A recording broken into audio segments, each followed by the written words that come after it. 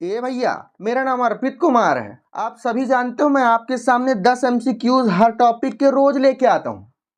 और हमारा जो टॉपिक चल रहा है प्राचीन इतिहास, उसके हम ऐतिहासिक स्रोत से 10 प्रश्न रोज लेकर आ रहे हैं इस समय। यह 7वां वीडियो है।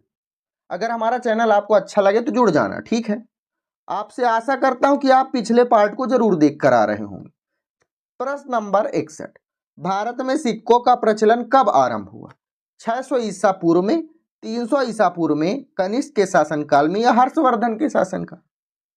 तो भारत में सिक्कों का प्रचलन 6वीं शताब्दी में शुरू हुआ। प्राचीन सभ्यताओं में धातु के सिक्के चलाए जाते थे। 6वीं शताब्दी अर्थात 600 ईसा पूर्व में। इस प्रश्न का सही उत्तर ऑप्शन नंबर ए हो जाएगा। बिना सोचे समझे आप लगा दीजिएगा। अगला प्रश्न क्या है? ए भैया, आओ दूसरे प्रश्न पे बढ़ते हैं। प्रश्न क्या कहता है? भारत में प्राचीनतम मुद्रा माना जाता है किसको? ऑप्शन है आहत के सिक्के, इंडो बैक्टीरियन सिक्के, सीथियन के सिक्के या पार्थियन के सिक्के। सबसे पुराना सिक्का कौन सा है?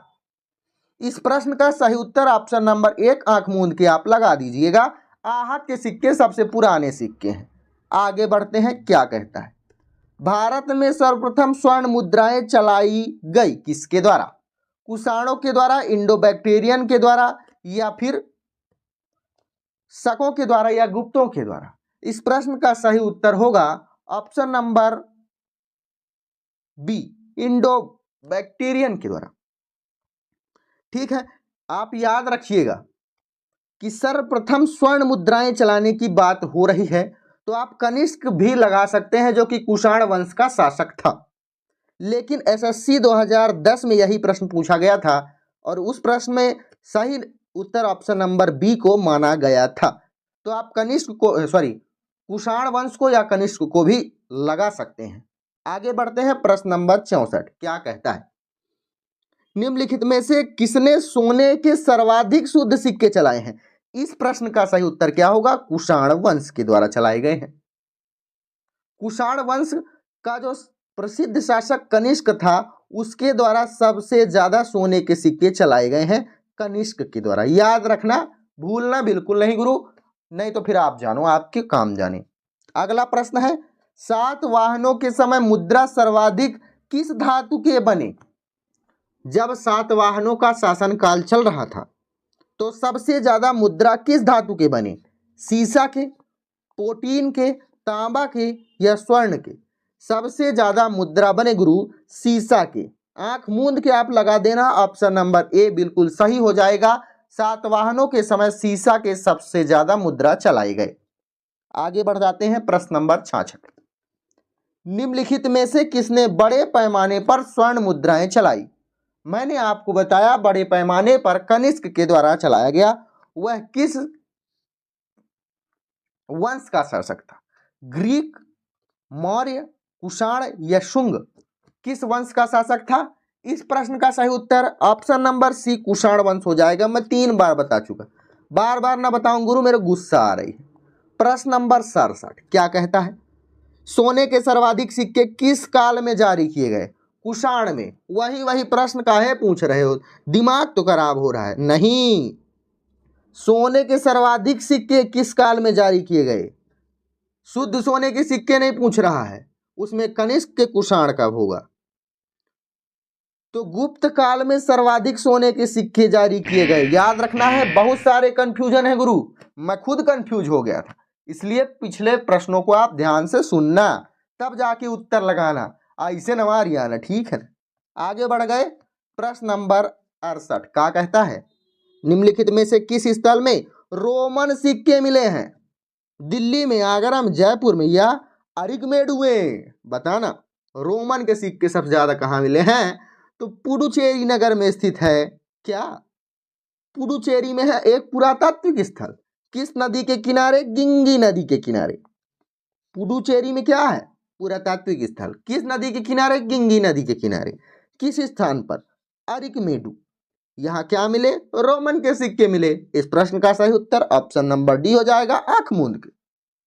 आगे बढ़ गए। प्रश्न है गुरु भीमबेटका से। भीमबेटका लिखा हुआ है, भीमबेटिका भी पूछा जा सकता है, वही प्रश्न है। किसके लिए प्रसिद्ध है? गुफाओं के लिए, गुफाओं में बने शैल चित्र, जो चित्र बनाए जाते हैं एक से ऊपर पाथर में, बिल्कुल खनिजों के लिए, बौद्ध प्रतिमाओं के लिए या सोन नदी के उद्गम स्थल के लिए भीमबैठिका क्यों प्रसिद्ध है? भीमबैठिका, पहली बात मैं आपसे पूछना चाहता हूं, कौन जिले में है? उत्तर आप दे दें गुरु, रायसेन जिले में। किस जिले में है? रायसेन जिले में, ला नहीं होगा। भीमबैठिका की खोज अगर मैं आपसे पूछ लूं कि कब हुई है, तो सन 1958 में हुई। किसके द्वारा की गई? Doctor VS. वाकाणकर के द्वारा की गई। किसके द्वारा? ध्यान से सुनना, डॉक्टर वी.एस. वाकाणकर के द्वारा। भीमबैठिका, यह शब्द कहां से आया? भीम वाटिका से आया। भीम वाटिका क्या है? वाटिका एक भीम था, वह महाभारत काल का एक 5 पांडवों में से एक भाई था। वह अपना एक गुफा बनाया हुआ था, उसे भीम वाटिका कहते हैं, उसे ही भीम बैठिका कह दिया गया। ठीक है, इस प्रश्न का सही उत्तर होगा गुफाओं से। गुफा बनाया था, मैंने आपको बताया ना, अपने रहने के लिए, भीम वाटिका से आया है। इस प्रश्न का सही उत्तर ऑप्शन नंबर ए होगा। ज्यादा हम टाइम पास नहीं करते हैं, लेकिन एक प्रश्न आपसे पूछ के जाते हैं।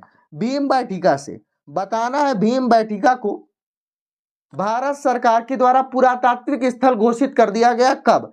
सन 2000 से लेकर सन 2010 के बीच में। इस प्रश्न का सही उत्तर आप कमेंट बॉक्स में देंगे। ठीक है, आपसे आशा है। प्रश्न नंबर 70 क्या कहता है? प्राचीन काल में भारत के लोग वर्मा को किस नाम से जानते हैं? बाबू, वर्मा को अब म्यांमार के नाम से जानते हैं, इससे पहले वर्मा के नाम से जानते हैं, अब वर्मा को भी और किस नाम से जानते? बताओ। स्वर्ण भूमि, सुवर्ण द्वीप, यव द्वीप या प्रलय मंडलम? तो लोग म्यांमार को वर्मा के नाम से जानते थे और वर्मा को स्वर्ण भूमि के नाम से जानते हैं। स्वर्ण भूमि, सोने की भूमि, इसका शाब्दिक अर्थ हो जाता है। तो बताओ 10 प्रश्नों में आप कितने प्रश्नों को सही कर पाए हैं? कमेंट बॉक्स में अपना उत्तर दो और जाओ, कल फिर मिलते हैं।